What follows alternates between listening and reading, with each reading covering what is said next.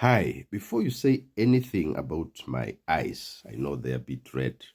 I got an infection which I'm dealing with, and in a few days, I think I'll be fine. So don't worry about that. I don't smoke anything, not at all. All right.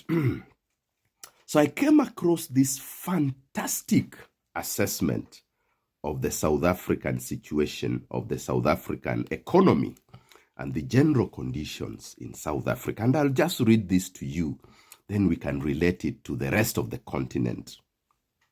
This gentleman said, and I don't remember his name, so unfortunately I cannot quote him. South Africa has two problems. We have a third world with first world infrastructure, a third world with a first world legislation.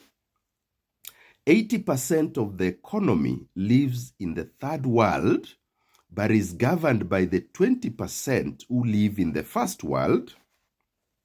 So as a result, all the laws are determined by people who don't have to play by them.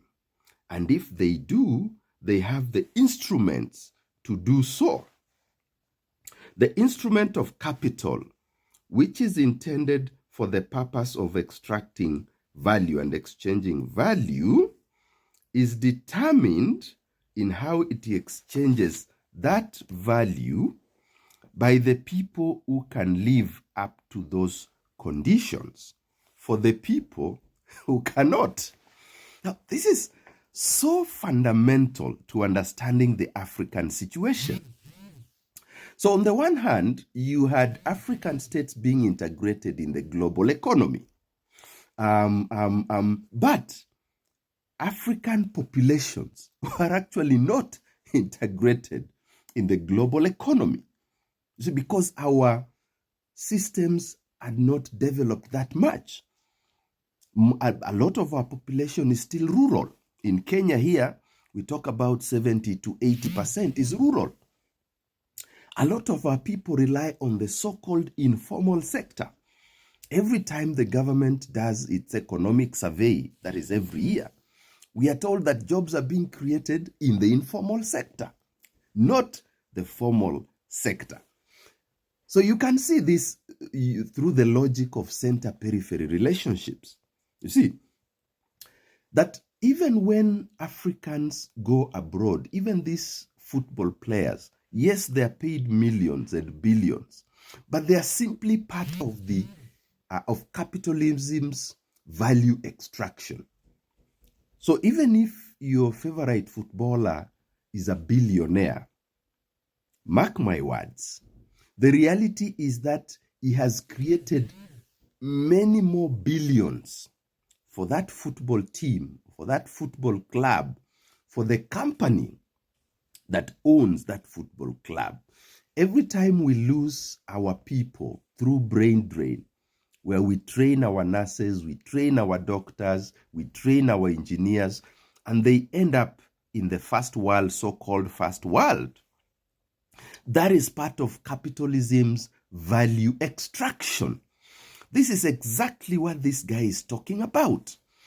So you have our ruling elites being part and parcel of the international bourgeoisie. They have all the advantages of living in a first world, even as they rule over and they oppress and they exploit the rest of the population. So this is so fundamental, and that is why sometimes when we say African solutions to African problems, we don't think very deeply. We perhaps only think of the conflicts, which are also part and parcel of the logic of capital extraction.